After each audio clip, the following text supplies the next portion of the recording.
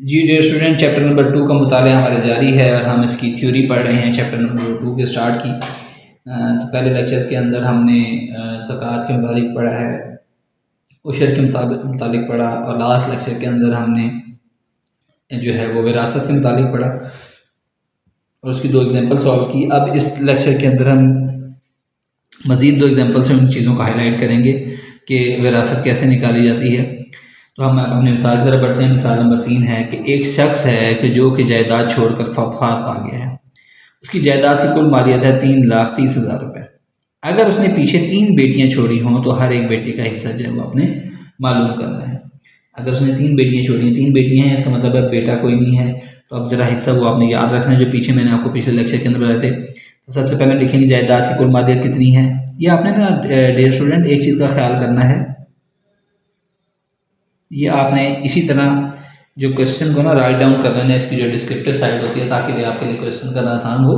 और ये part and parcel होता है, ज़रूरी हिस्सा होता है कि आपने सारी चीज़ें लिखनी है कि जायदाद की मालियत कितनी आ गई, तीनों बेटियों का हिस्सा कितना होगा।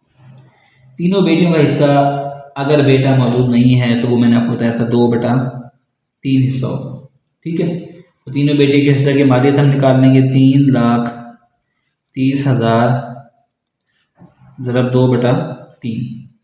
3 से 3 कैंसिल, 1 1 0 0 0, तो ये निकलाया 1,10,000 रुपये ज़रब 2, ये 2 भी तो मौजूद है ना, टोटल हो गया 2,20,000 रुपये। ठीक है, तीनों बेटियों का हिस्सा निकलाया 2,20,000 रुपये।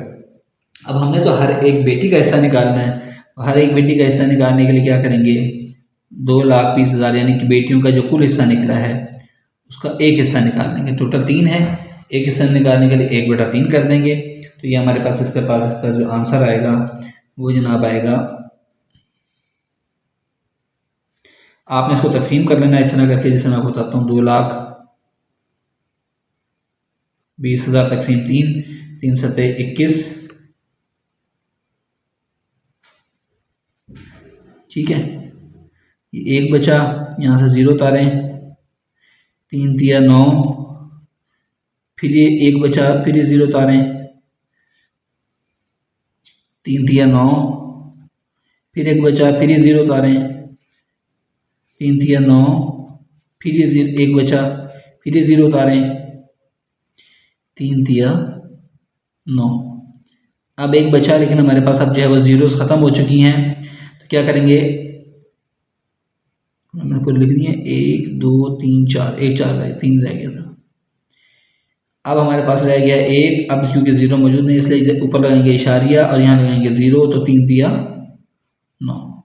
ये 1 है, ये आगे चलता जाएगा इसलिए इसको मज़ीद लिखने की ज़रूरत नहीं है। तो हमारे पास इसका आंसर क्या आ गया, 7 3 3 3 3 इशारिया 3 3 रुपये एक बेटी का हिस्सा, यानी कि एक बेटी के हिस्से में 73,333 जगह 33 रुपये जो है वो आएंगे। ठीक है डियर स्टूडेंट, आसान क्वेश्चन था ना। चलिए, और आपको समझ भी आएगा, आई होप सो। मिसाल नंबर 4 की तरफ चलते हैं, पेज नंबर 38 पर, कि अगर एक शख्स ने अपने पीछे एक बेवा, अब उसने बता रहे कि पीछे बंदे कौन, जो बंदा फौत हुआ उसके पीछे क्या क्या था, एक बेवा थी, एक बेटा था और 2 बेटियां छोड़ी हों, तो उनमें से हर एक का जायदाद में हिस्सा मालूम करें, जबकि छोड़ी गई जायदाद की कुल मालियत 48 लाख रुपए है। उसी तरह हम क्वेश्चन की अपनी फॉर्म बनाएंगे। सबसे पहले कि जायदाद की कुल मालियत कितनी है, 48 लाख रुपए।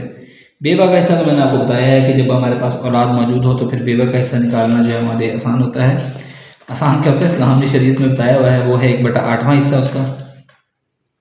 तो आपने क्या करना है, सबसे पहले बेवा का हिस्सा निकाल लें। 8 एकम 8 8 छः 48, तो टोटल अमाउंट बनी बेवा की जनाब 6 लाख रुपए। बाकी मालियत के निकालने के लिए क्या करेंगे, जो टोटल अमाउंट है उसमें से 6 लाख माइनस कर देंगे। ये हमारे पास कितना आ गया, 42 लाख रुपए। ठीक है, अब बेटे और दो बेटियों के हिस्सों में निस्बत देखें, एक बेटा है और दो बेटियां हैं। मैंने आपको बताया था बेटे को कितने मिलने हैं, 2, बेटी का हिस्सा कितना मिलना है, 1, बेटियां क्योंकि 2 हैं तो ये हमारे पास एक हिस्सा उसका और आ जाएगा। यानी कि अब हमारे पास कितने, ये जो टोटल अमाउंट बची है उसके अब कितने हिस्से निकालने हैं, एक 2 बेटे के हिस्से निकालने हैं, एक बेटी का और एक हिस्सा, इनका निस्बती मजमूआ निकालने, जो जैसे मैंने आपको पहले बताया था 4 बन गया। तो बेटे के हिस्से की मालियत क्या होगी, वो निकालने का तरीका ये है कि 42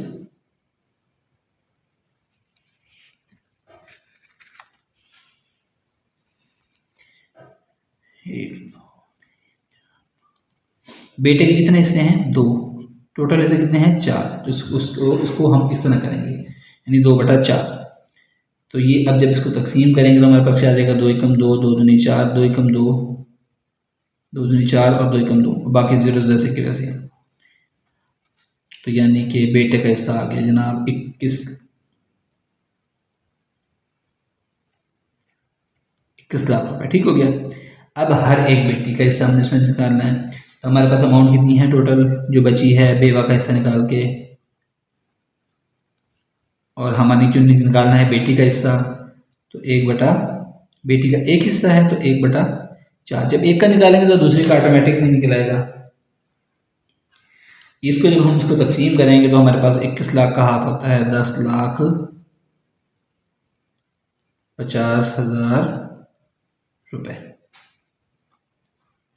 ये बेटी का हिस्सा निकला, हर बेटी का हिस्सा, ये बेटे का हिस्सा निकल आया, और ये जो हमने निकाला था ये बेवा का हिस्सा था।